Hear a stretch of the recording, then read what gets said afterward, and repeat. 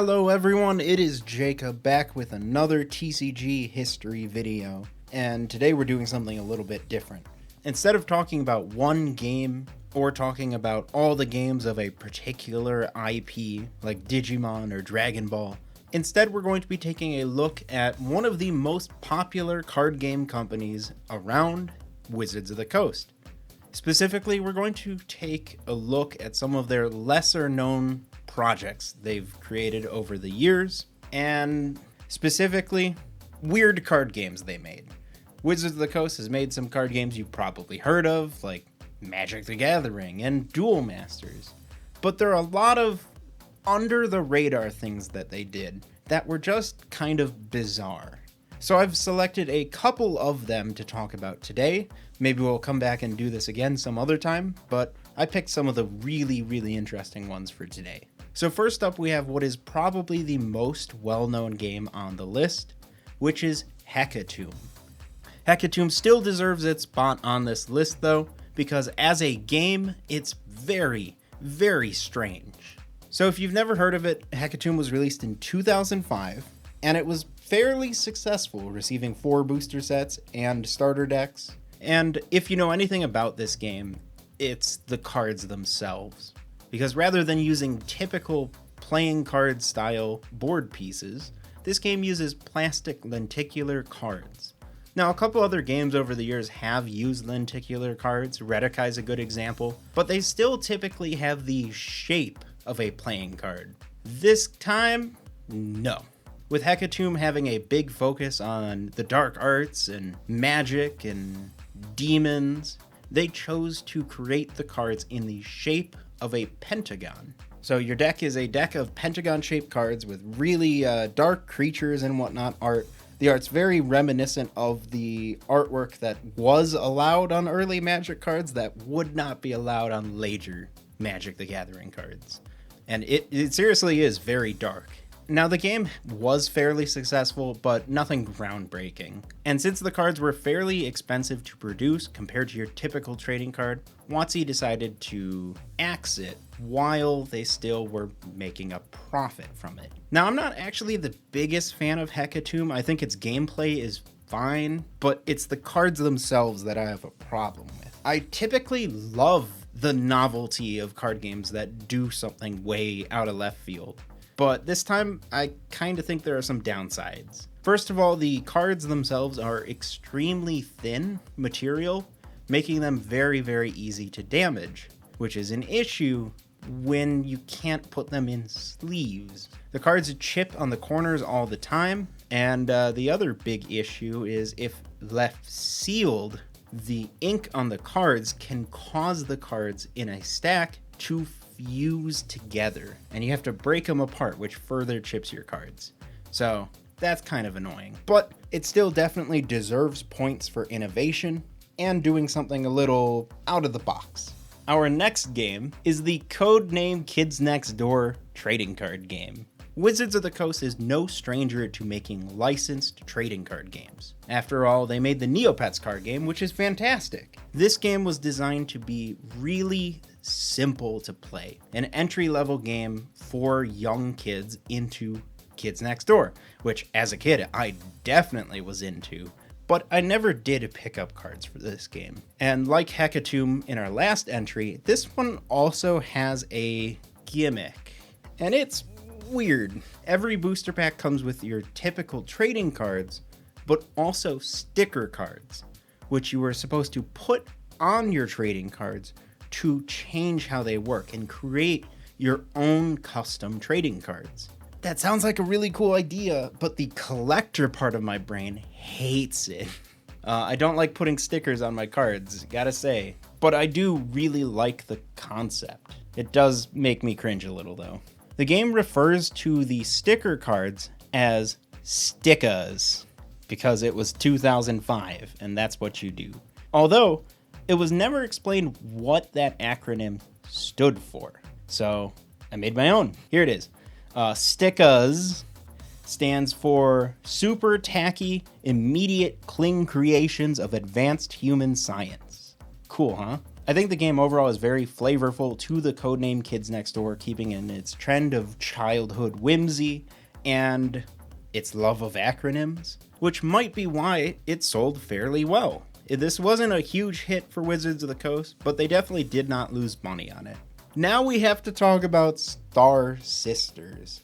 This is a game released in 2003 that is based on a young adult book series of the same name. And it is an attempt by Wizards to create a card game that would specifically appeal to preteen girls. It's called a collectible charm game, and that takes a little bit of explaining.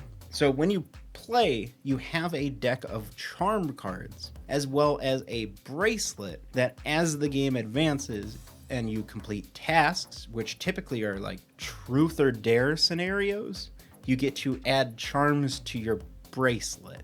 I'm assuming that, judging by this channel's demographics, most of you won't be interested in this one, but I do like the fact that they gave a shot to expanding card games to people who otherwise might not try them. I think any game that can pull in new card game fans is a good idea, even if this one does seem a little lackluster, but this one definitely is one of the weirdest games they ever released. And next on our list is actually a triple entry. We have 3 games to talk about at once.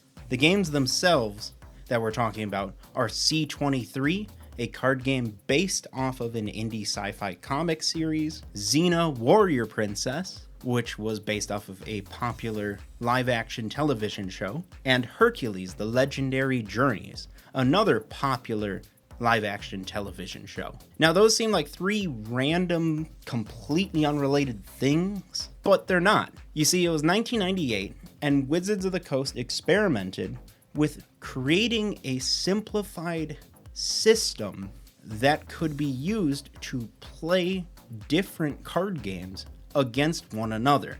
A modern example would be Versus System, or even more modern, Chrono Clash.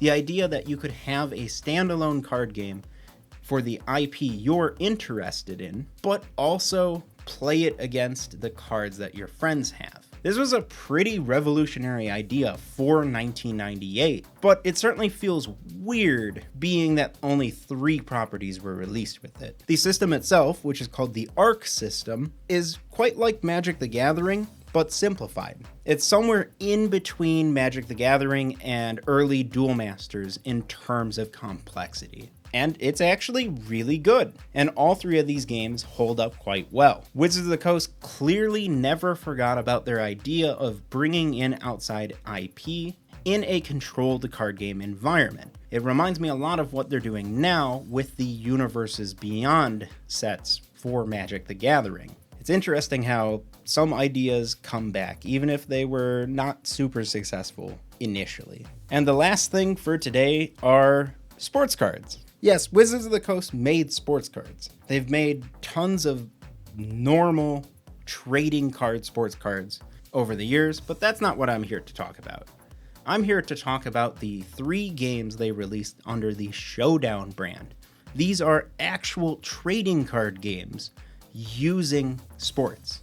The first of the 3 games was the MLB Showdown, which released in the year 2000 and lasted until 2005. All your favorite baseball stars were playable in the game, and it was actually fairly successful with MLB fans and even players and managers getting involved in the competitive scene. The way it works is you have your baseball cards and you play a game of baseball with them, and you simulate the randomness of events with a D20. It's like playing Dungeons and Dragons baseball, but with none of the storytelling. It's definitely a weird experience, but I think it's pretty cool. The next game would be NBA Showdown, going from baseball to basketball, released in 2002. Now this one uses basically the exact same system as MLB Showdown, but it did not see the same success, with only the single starter sets and first booster pack ever being sold. But it's still an interesting novelty. And now the last of these Showdown games is NFL Showdown, which is somehow even weirder than the other card games. because it replaced the D20s, which might have been a little unapproachable for your average sports card fan. I don't know how much the crowd of people who use D20s on a regular basis and the crowd of people who are sports fans is. I'm sure there are some, but it's not a huge market. So instead, you would use a barcode reader to read barcodes on the actual trading cards, which would then simulate what the outcome of different actions were.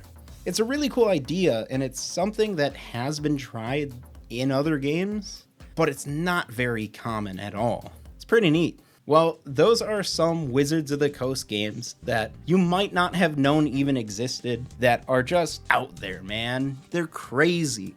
And there are a lot of other interesting Wizards of the Coast games, so maybe we'll try this again sometime. But I think we're all satisfied knowing that these games existed.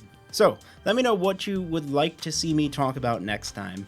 And make sure to like this video and subscribe so we can continue growing as a channel. And make sure to join our Discord server where you can talk about all these card games with me directly. And if you'd like to support this show to keep it running, you can support us on our Patreon. And I'll see you guys next time.